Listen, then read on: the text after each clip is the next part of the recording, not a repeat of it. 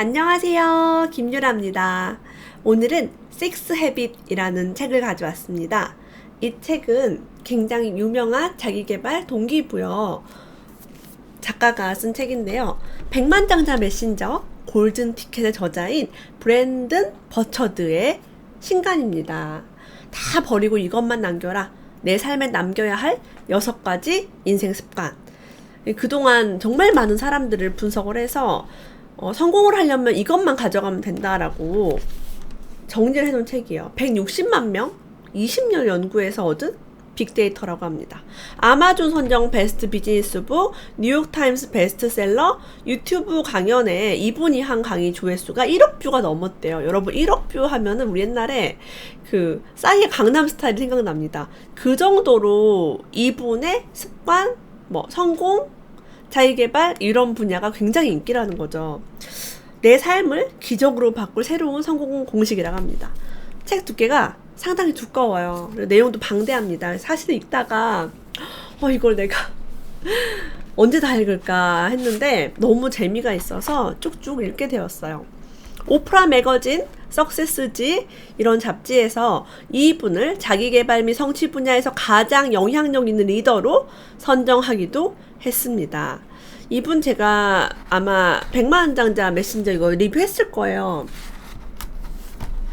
죽을 뻔한 고비를 교통사고를 넘기고 나서 인생이 완전 바뀌기 시작했대요. 많은 분들이 바닥을 치고 인생을 바꿉니다. 그래서 이분의 성공 전략 6가지 습관을 한번 알아보도록 하겠습니다. 이 책은 자신이 지닌 잠재력을 최대한으로 발휘하고 행복한 삶을 누리고 다른 사람들의 성공을 돕고 진정한 의미에서 만족감을 찾는 데 도움이 될 것이다.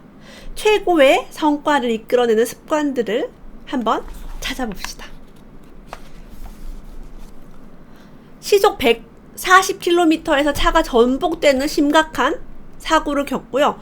부상을 입었대요. 거의 죽었다 살아난 거죠. 그 사고 이후 나는 완전히 다른 사람이 됐다라고 해요. 나는 자기계발서들을 닥치는 대로 읽었다. 심리학 공부를 시작했고 방송 강의도 찾아서 들었다.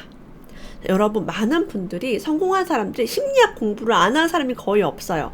마케팅도 심리학이고 비즈니스도 심리학이고 돈도 심리학이고 사랑도 심리고 사실은 우리가 원하는 모든 것들이 다 심리랑 얽혀 있습니다. 그래서 제가 제 리뷰 중에 심리학 책을 자꾸 올리는 게 재미없어 무슨 말인지 모르겠어 하지만 여러분도 조금씩 한번 보셨으면 좋겠어요. 자기계발 전문가들이 제시하는 방법들을 이분은 다 받아들였대요. 왜? 죽었다 살아난 내 인생 정말 의미 있게 잘 살고 싶어가지고 완전 바꿨다고 합니다. 단순하게 받아들인 것이 아니라 그런 방법들을 열심히 실천했고 내 삶에 감사하는 마음을 가졌대요. 그러자 내 삶에 변화가 일어났다고 합니다. 자, 좋은 직업도 갖고 여자친구도 가지고 좋은 사람들과 친구도 되고 집도 사고 근데 어느 날 어디까지는 도달을 했는데 아무리 노력을 해도 그 이상으로 또 나아지지 않는 그런 경험을 하게 됐대요. 그래서 사실은 성장할 때 항상 계단식으로 성장하죠. 쭉 멈춰 있다가 훅 올랐다가 또 쭉 정체기가 있어요. 우리는 이걸 정체기 또는 권태기라고 합니다. 우리가 열심히 살았지만 어느 순간에 그냥 내가 좀 머물러 있는 것 같고 발전이 없는 것 같고 그렇게 느낄 때가 있죠, 누구나. 그래서 그거를 한 바퀴 이렇게 한 단계 뛰어넘는 그런 비법을 이분이 전수해주고 있어요. 자, 많은 사람들이 천부적인 재능이 중요하다라고 얘기합니다. 타고난 재능이나 소질을 집중적으로 개발해야 한다는 믿음을 가지고 있는 사람들이 많다. 하지만 한 가지만 파고들어야 성공하는 시대는 이미 지나갔다. 자, 앞으로의 시대는요, 자신이 해야 할 일을 찾아서 하는 시대래요. 내가 잘하는 거를 뽐내는 게 아니라 내가 뭐를 해볼까 하고 찾아서 그냥 새롭게 해보는 거예요. 자, 여러분 태어날 때부터 유튜브에 전부적인 재능이 있는 사람이 따로 존재했을까요? 아니요. 자, SNS 블로그 글쓰기를 잘하는 사람이 처음부터 있었을까요? 아니요. 자, 우리는 새로운 시대에 맞춰서 이제 새로운 할 일을 찾아서 하면 됩니다. 남보다 잘하고 뛰어나고 이런 게 필요가 없어요. 자, 이분은요, 이제부터 뭘 해야 되는지 2가지 제안을 하겠대요. 책을 읽으면서.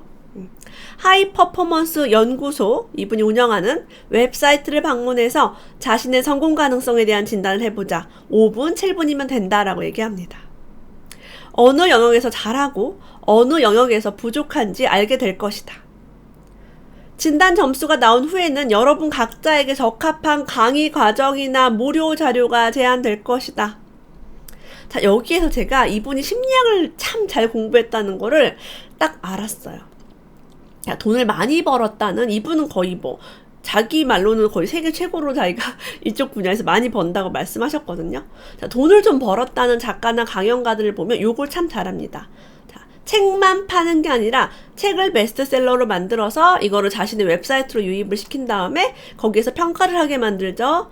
그 다음에 적합한 과정을 유료 강의로 바로 연결을 하고요. 무료 자료를 제안합니다. 자, 무료 자료 때문에 우리가 들어갑니다. 무료로 5분, 7분이면 되는 이 테스트를 하게 되고요. 그리고 또 무료로 뭐를 준대 해서 갔다가 뭐에 엮입니까?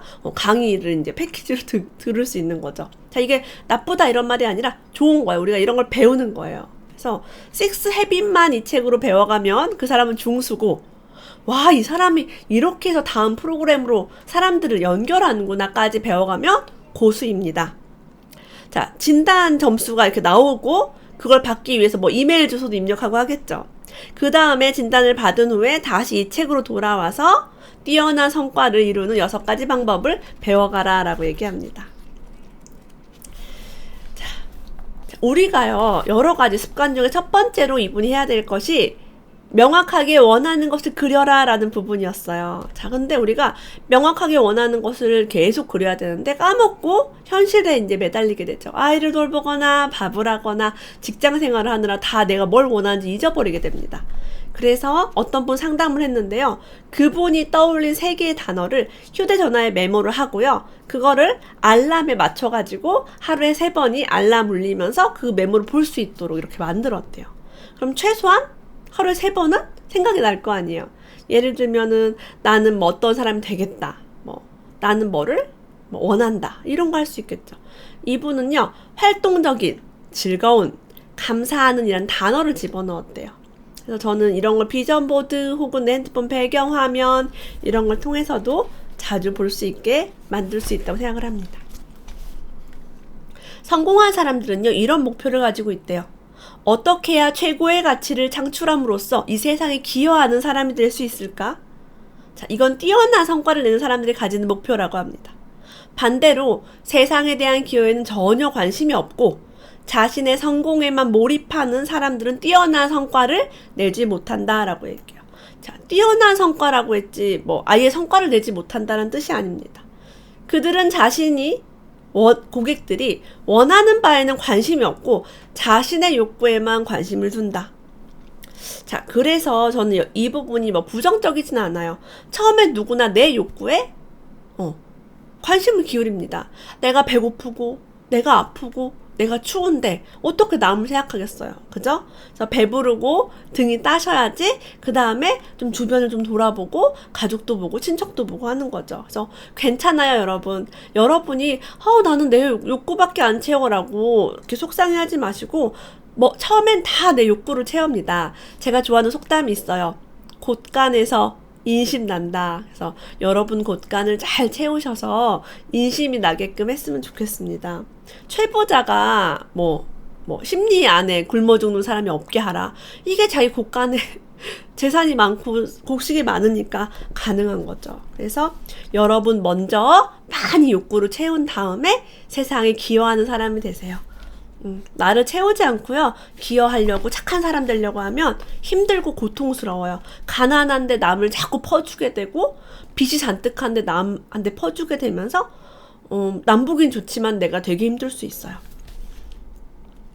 자, 의미 있는 삶을 살기 위해서는 4가지 키워드가 필요하다고 합니다. 열정, 인간관계, 만족감, 가치. 자, 요 4가지 중에 뭐 어느 한 가지만 특출나게 있어도 참 좋죠.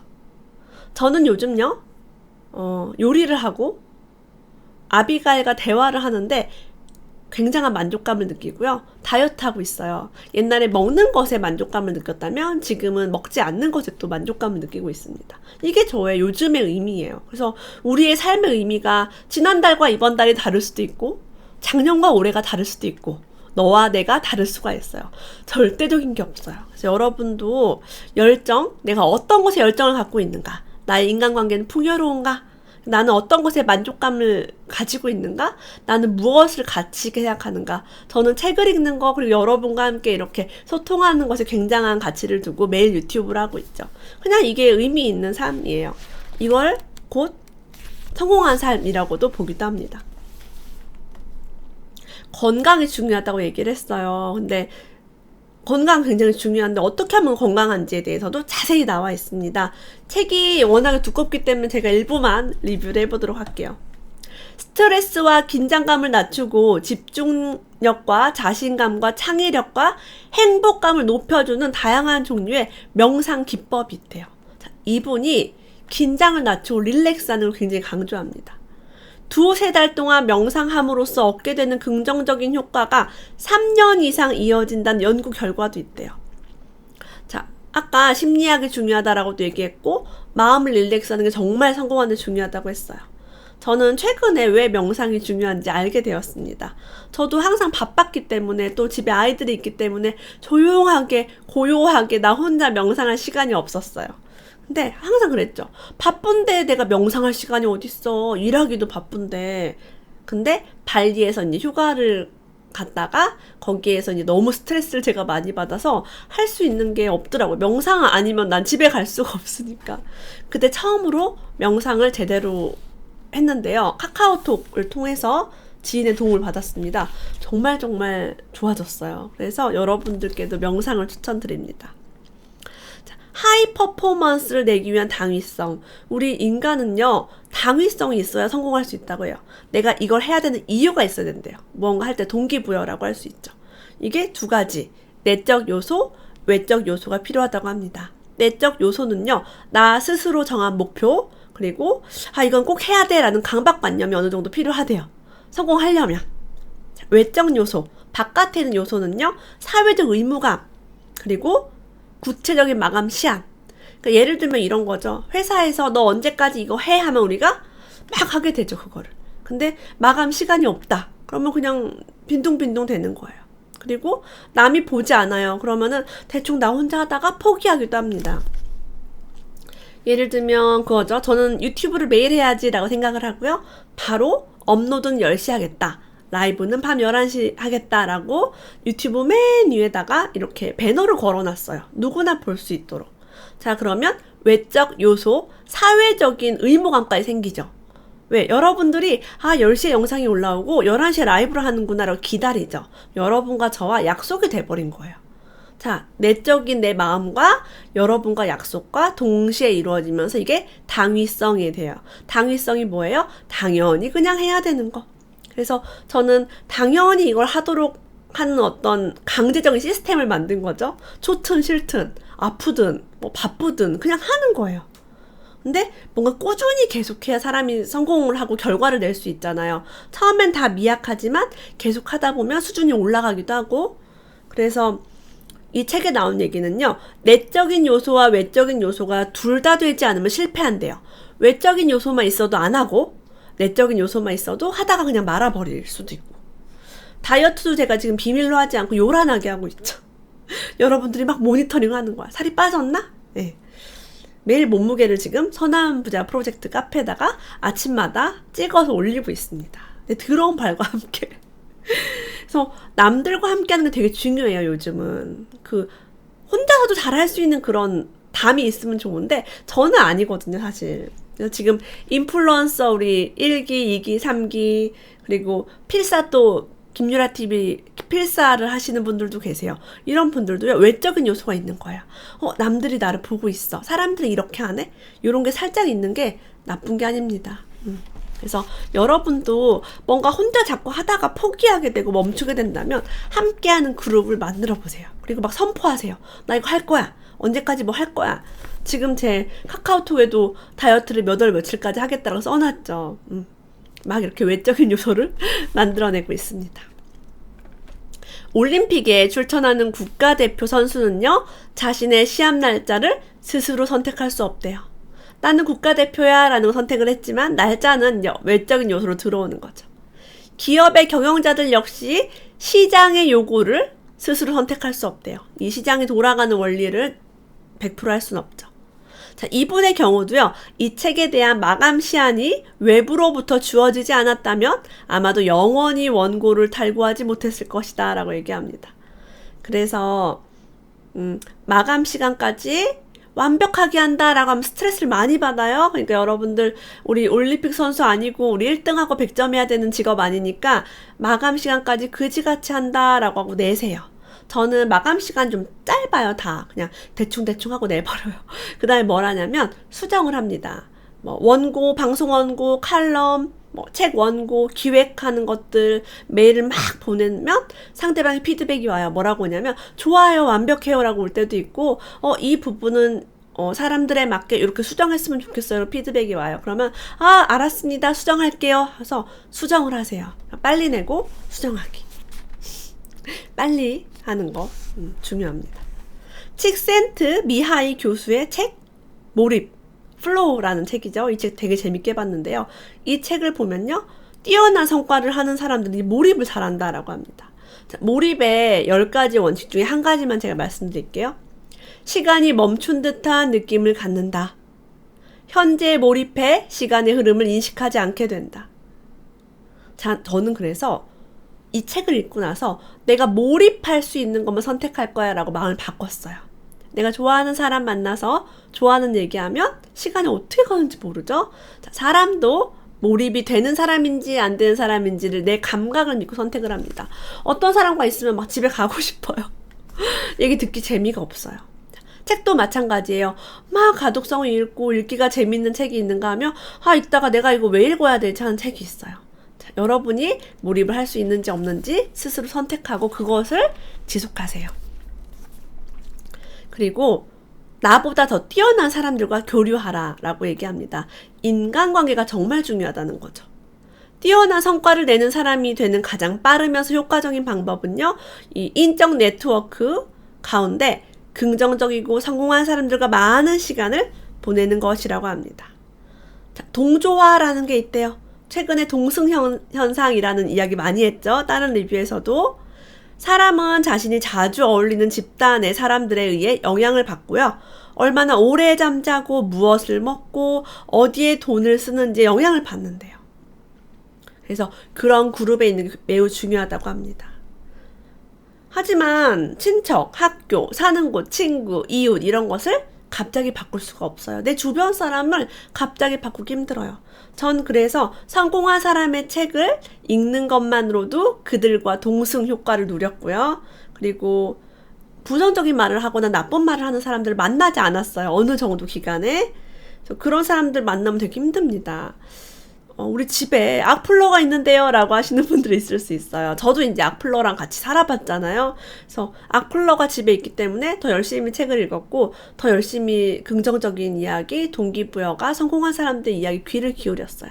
그렇게 되지 않으면 악플러의 이야기를 내가 진실로 믿어버릴 수 있습니다. 그리고 이렇게 좋은 사람과 만나서 내가 업그레이드 되고 변화될 수 있지만 사실은 어릴 때 부모가 이혼했거나 정신병 문제를 앓고 있거나 약물 남용을 했거나 방임, 학대가 이루어지는 가정에서 자랐거나 이렇게 신체 심리에서 부정적인 영향을 받은 사람들은요, 이런 동조화가 잘 이루어지지 않을 수도 있어요. 좋은 곳에 갔고 이렇게 좋은 사람들 만났지만 좋은 책을 보지만 안 될 수 있죠.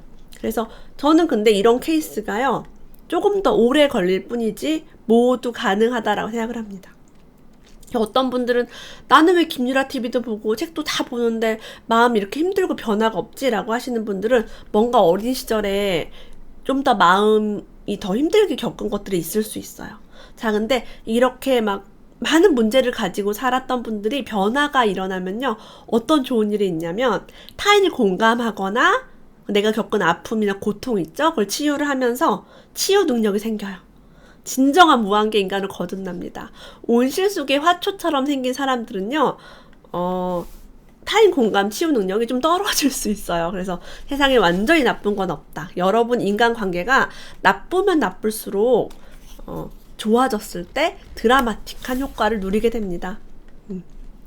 여러분 사회적 네트워크에 많은 성공한 사람들이 편입된다면 그때부터 여러분의 삶이 얼마나 더 멋진 것이 될지 상상해보라. 그런 사람들과 현실 세계에서 실제로 만나고 대화하고 함께 일하고 함께 어울리고 함께 운동하고 함께 여행을 떠날 수 있는 그런 관계를 말하는 것이다. 선한부자 프로젝트 네이버 카페에서는 향후 우리가 지금 라이브 대화로도 많이 만나고 있지만 진짜 여행도 함께 갈 수 있는 그런 프로젝트를 하고 싶어요. 끼리끼리 얼마나 재밌겠어요. 그죠? 자, 그리고 생산성을 높여라 라고 얘기합니다. 잠도 잘 자고 밥도 잘 먹고 운동도 해야 되고 내 감정에 신경을 써야 된다고 해요. 더 행복한 사람이 더 높은 수준의 생산성을 이끌어낼 수 있다. 가와만사성이란 말이 있죠. 가정이 행복해야 일이 다 잘 된다는 얘기예요. 그래서 이렇게 막 생산성을 높인다. 내 일에 집중하려면 일단은 가정이 편안해야 되고 뭐 건강해야 합니다. 막 불행하고 짜증나고 아이가 아픈데 내 일을 할 수가 없죠. 사실 저는 돈 공부 전에 그래서 육아와 건강을 먼저 공부했어요. 참 다행인 거는 제가 지금까지 뭔가 노력하고 좀 달려온 기간 동안 아이들이 건강했고 나쁘지 않았죠. 그래서 요런 것들이 그냥 뭐 돈 벌려면 돈만 공부하면 되지 이게 아니라 균형이 굉장히 중요합니다. 그 다음으로 필요한 습관, 사람의 마음을 움직이는 힘을 키우래요. 영향력 있는 사람이 돼야 되고 내 말에 사람들이 이제 함께하는 그런 것이 되게 중요하대요. 뭐가 필요할까요? 성과가 낮은 사람들은요, 좀처럼 누구에게 부탁을 하지 못한다고 합니다. 상대방으로부터 부정적인 평가를 받거나 거절당할지 모른다는 두려움 때문이다. 하지만 이런 두려움은 근거가 없는 것이며 잘못된 것이다. 상대방이 여러분 그렇게 거절을 하지 않아요. 저도 많이 요청을 하는데 막 두렵거든요. 거절하면 어떡하지? 근데 실제로 그렇지 않습니다. 이분이 뭐 부잣집 아들이냐 금수저냐 궁금하신 분이 있을 거예요. 이분은 어렸을 때 굉장히 가난했고요. 어머니는 베트남과 프랑스 사이에 태어난 그런 호녀라 같아요. 네, 태어났고 이제 이분의 어머니가 베트남과 프랑스인 사이에서 태어난 사람인데 전쟁으로 외조부가 사망하면서 어머니가 프랑스로 21살에 가게 됐대요. 어쨌든 그 어머니가 다시 미국에 와서 이제 아버지랑 결혼을 하게 된 그런 상황이었는데요. 너무 가난해서 남방기 없이 지내야 하는 상황이 있었다고 합니다.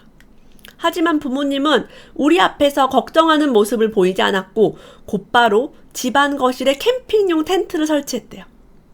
그런 다음 텐트 바닥에는 전기 담요를 깔고 그 위에 침낭을 놓았다. 우리는 상황의 심각성을 전혀 인식하지 못했고 그저 캠핑을 한다고 좋아했다. 아이니까 아이는 와 캠핑놀이다 라고 하는 거죠. 학교에 가서는 다른 아이들에게 이렇게 물어보기까지 했다. 너는 어제 어디서 잤어? 다른 아이들이 자기 방에서 잤다고 대답을 하면 우리는 거실에서 캠핑을 했다고 자랑을 했다.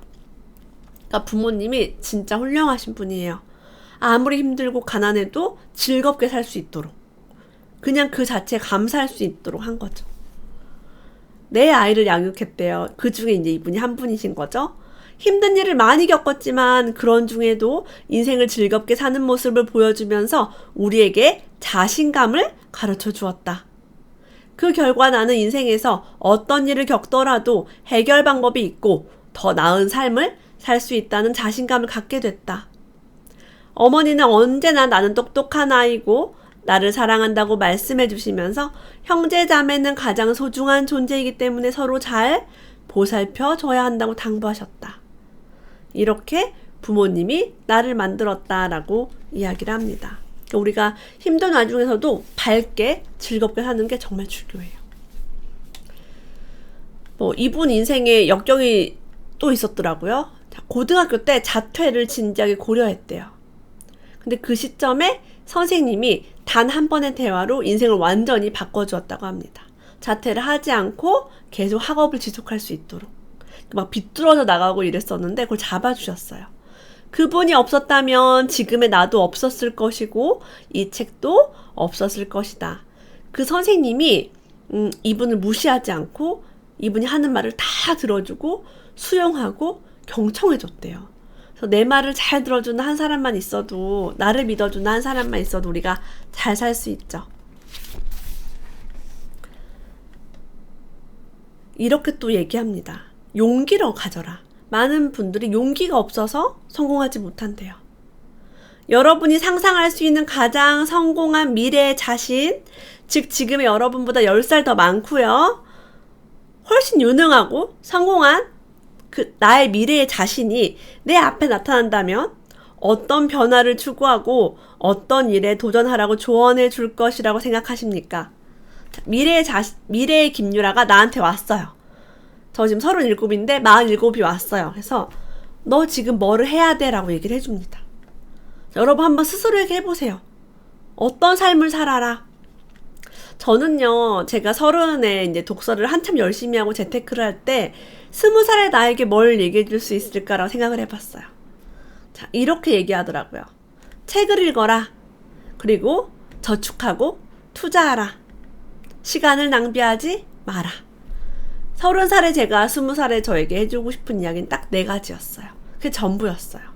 그래서 저는 책을 읽었고, 돈을 모았고, 투자를 했고, 시간을 낭비하지 않았어요. 한 30살부터. 여러분도 미래의 자신이 나한테 할 수 있는 말 한번 던져보시고요. 지금 현재 내가 10년 전 나에게 하고 싶은 말 해보세요. 그걸 그냥 하세요. 자신에게 다가오는 어려운 일을 두려워하거나 회피하지 말고 적극적으로 받아들여라. 자, 인생에서 겪게 되는 힘든 일은요, 나의 역량을 높이는 일을 합니다. 예를 들면 나를 막 때려요, 누가. 아프죠. 뭐 물리적으로 때리면 안 되겠지만 마음이 아플 수 있어요. 자, 뭐 무슨 상처받는 일이 있다. 그럼 우리가 맷집이 세지고 마음이 단단해집니다. 저는요, 뭐 악플 많이 받아봤고 악플러가 귀에 대고 이제 말로 이제 육성으로 하는 나쁜 말들, 상처받을 만한 말들을 많이 들었어요. 저는 면역이 생겨서 어지간한 악플에도 막 눈물을 흘리거나 막 상처받아 벌벌 떨거나 그런 게 없습니다. 얼마나 좋아요? 나는 악플을 많이 이미 겪어서 다행이야. 유명해지기 전에 많이 겪어서 다행이야. 삼성 출신 중에 리더나 유명한 사장, 베스트셀러 작가, 강사들이 많아요. 봤더니 삼성 다닐 때 강도 높은 업무, 밤샘 근무, 프로젝트 완수 이런 걸 하다 보니까 혼자서 해도 일을 잘하는 사람이 된 거죠. 우리가 가진 모든 경험이 좋다라고 볼 수 있어요. 여러분을 응원해주는 롤모델이 있을 거예요. 예를 들면 저는 여러분들과 소통하면서 여러분들을 응원합니다. 진심으로. 그런데 그런 사람 말고 여러분의 진짜 모습에 대해 부정적인 평가를 내리는 사람들이 있어요. 아까 말한 소위 말하는 악플러들, 근데 가족일 수도 있습니다. 그런 평가에는 전혀 신경 쓸 필요가 없다라고 얘기해요. 저는 청월림님이나 이지성 작가님이나 이런 유명 작가님, 강사님들이 좋은 얘기를 많이 줬어요. 김유라 씨를 위해서 유라 씨가 앞으로 이걸 했으면 좋겠고 요거는 좀 조심했으면 좋겠어요 라고 하는 것들을 정말 나를 위해 하는 말이기 때문에 귀담아 들었습니다. 그래서 여러분도 롤모델이 하는 말에 귀 기울이고 막 그냥 일반 사람 나에 대해서 나쁘게 야 그거 해서 뭐해, 야 너 그러면 실패할 거야 라고 하는 말에 너무 귀 기울이지 마세요. 많은 사람들은요 나의 욕구를 작게 표현합니다. 겸손이라는 말을 빌어서 에이 나 못해요, 에이 난 별로예요, 난 가치가 없어요 라고 얘기해요. 다른 사람들의 기분을 상하게 만드는 것이 두려워 자신의 꿈을 축소화하는 일을 멈추지 않는다면 자신의 진짜 모습을 계속해서 숨기게 되고 자신의 잠재력을 최대한으로 이끌어내지 못하게 된다. 그리고 시야가 좁아지면 계속 좋은 기회를 놓치게 된다. 그러니까 내가 에이 나는 작가가 되고 싶지 않아요. 아유 내가 무슨 글을 쓰고 책을 써요. 누가 칭찬했어요. 글 참 잘 쓰네요. 작가 되시면 어때요? 에이 아니에요. 난 책 쓰고 싶은 생각이 없어요. 라고 하면은 그걸 본 출판사 관계자가 아 저 사람은 글을 참 잘 쓰지만 책을 쓸 마음이 없구나 라고 생각을 하고 제안을 단념해요. 하지만 나는 작가가 되고 싶어요. 지금 내가 글을 쓰고 있는 건 작가 훈련을 하고 있어요. 라고 말하는 사람은요. 출판사가 보고 이 사람 글을 참 잘 쓰고 작가가 되고 싶어 하는구나 라고 하고 메일을 보낼 수도 있죠. 그러니까 여러분, 여러분의 꿈을 이야기하세요. 저는 김동률이 좋아요 라고 계속 얘기하죠. 왜 얘기해요? 기회를 혹시라도 잡을 수 있을까?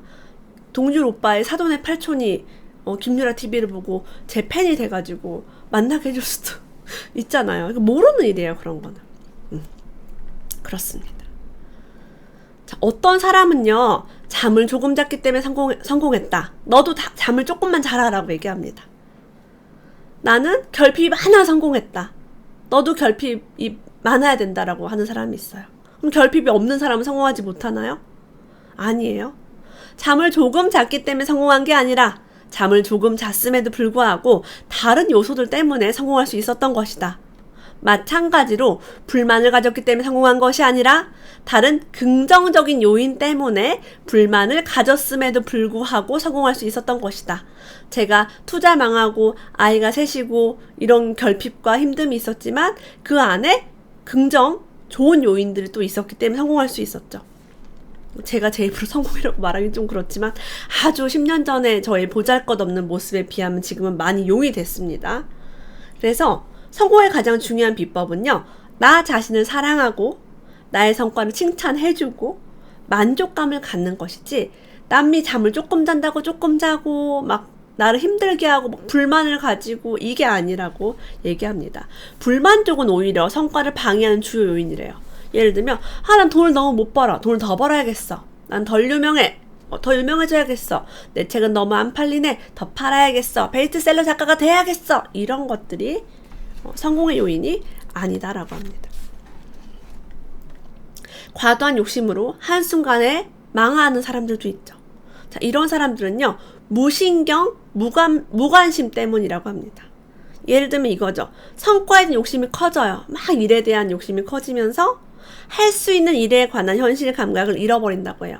예를 들면 가정 문제가 생길 수도 있고요. 애정 문제, 사랑하는 사람이 떠날 수도 있고요. 내가 그 일에 너무 몰두하는 동안 세금을 내가 제대로 관리하지 못할 수도 있어요. 요구에 집중하다 보니까. 그리고 부동산 법률 사기는 종종 있습니다. 제가 계속 강조하는 거죠. 그래서 이런 돈에 대한 공부는 골고루 해야 된다. 자, 내가 임대를 했다가 뭐 잘못될 수도 있고요. 그리고 부동산 투자를 했다가 사기를 당할 수도 있어요. 그래서 너무 많은 영역에서 너무 짧은 기간 내에 너무 많은 일을 추구하다 보면 갑자기 추락하는 경우가 많아요. 그래서 성과가 잘 나오면 욕심을 내는 건 당연하지만 이와 같은 충동을 조심해야 합니다. 막 사업을 무리하게 벌리거나 막 대출을 어마어마하게 내거나. 그렇죠. 뛰어난 성과를 내는 사람들은 어떤 차이점이 있냐면요, 높은 수준의 자신감을 가지고 있대요. 앞으로 어떤 능력이라도 새롭게 갖출 수 있다는 믿음이 강하대요.